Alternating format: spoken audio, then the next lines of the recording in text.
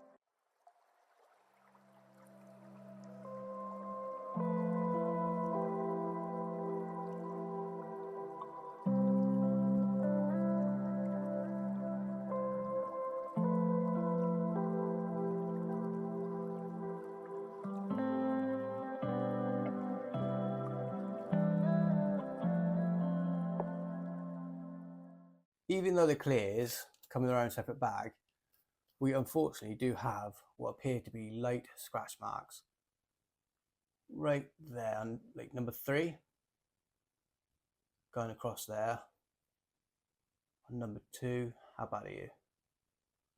You can just make out with the light as I curve it going across. Now we'll get a cotton bud and I'll just see if I can clean it off. Maybe they're not, you know, late scratch marks and it's just some smudging going on or dirt. Gotta be careful not to knock that off the sprue tree.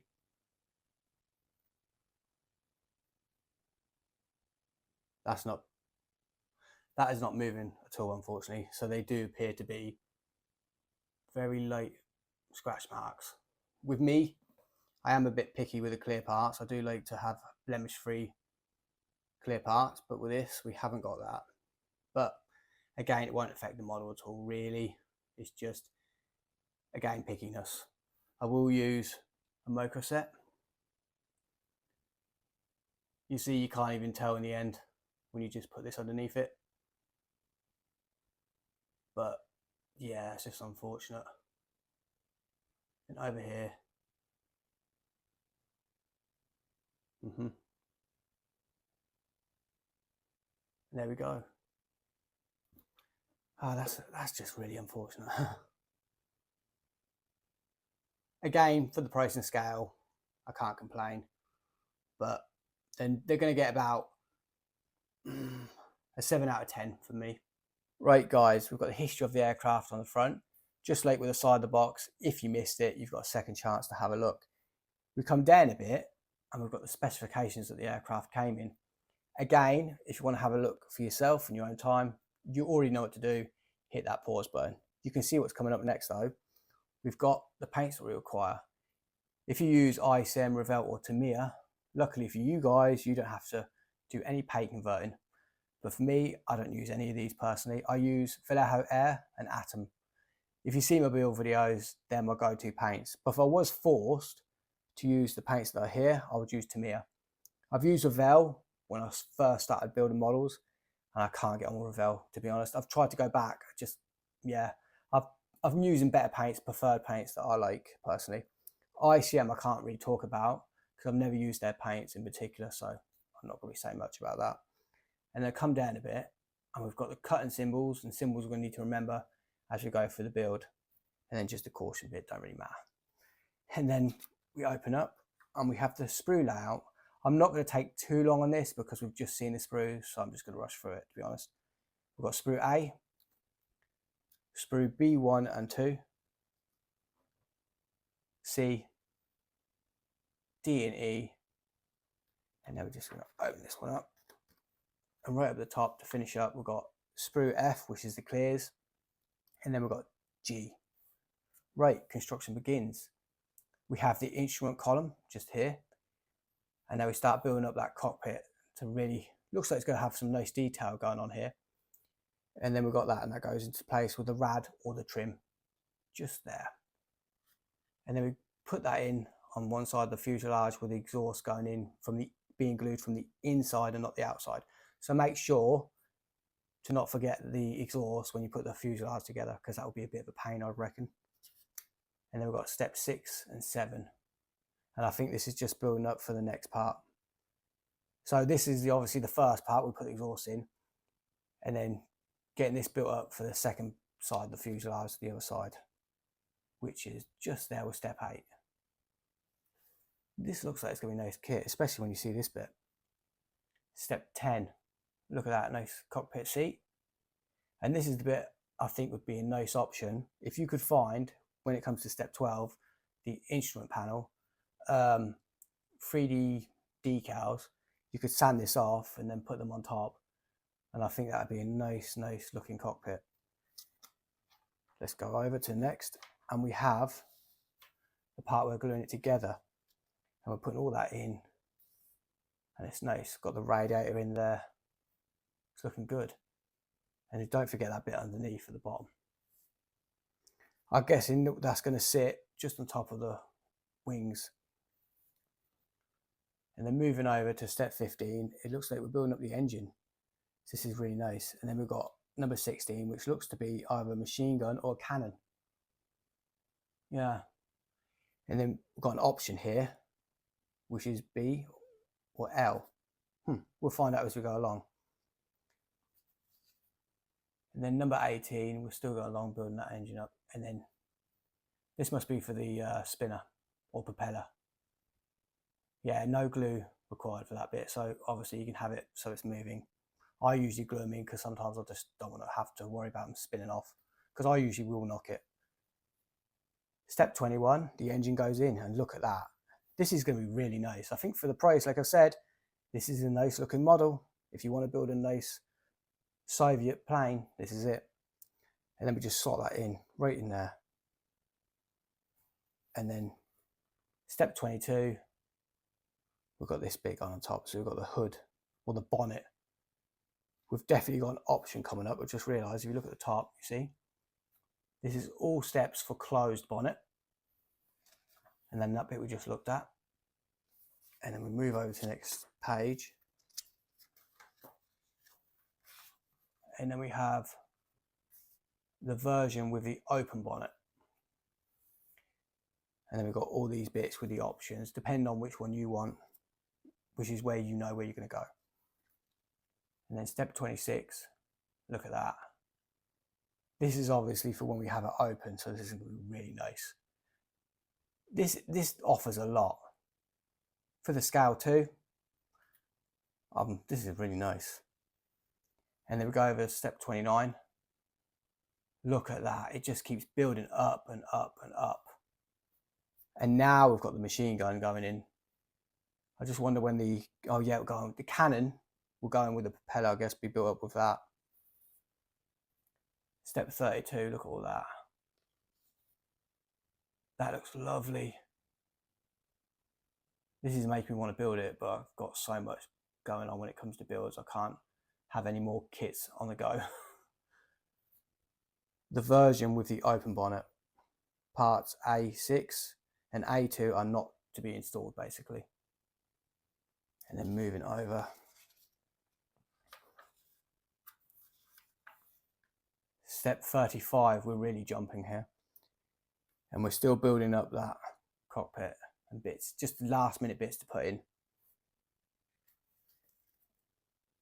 And then step 37, look at that. I'm sorry, I'm just really impressed, especially for the price and scale. I'm going to keep saying that, but yeah. Step 38, the canopy's going on. We haven't got an open canopy? Maybe. I might be asking too much of that, to be honest. And then step 39, this clearly looks to be, is this a setup for the wings? Yeah, I'm guessing. And then step 40, we've got this bit in. Yeah, I was right. And now we're getting the bottom part of the wings, the undercarriage prepped with the radiator. And then step 42 and 43, you see I was right, it goes into just feeds into there. Look at that. Step 43. Then moving over to step 44. And then step 45, we put the top part of the wings to the bottom part. And then we have step 46. Oh, so see, when I saw the cockpit being built up, I was wondering when this was going to go in. But obviously this will go into the bottom and then it will click, you know. Okay. Don't know why I got tricked by that. I should know better. And then we move over to step 47. And there you go. We're getting that ready to go right into the rest and just pop underneath. And here you are. Very different. Step 48. There you go. Look, that will just slot. The cockpit floor will slot in to the rest. And then we have step 49. There's a lot going on. And step 50 for your rear wings and your rear flaps. And then we've got the undercarriage again coming up for the underside. Where is it? Oh, here we are. And now we're getting the landing gears ready.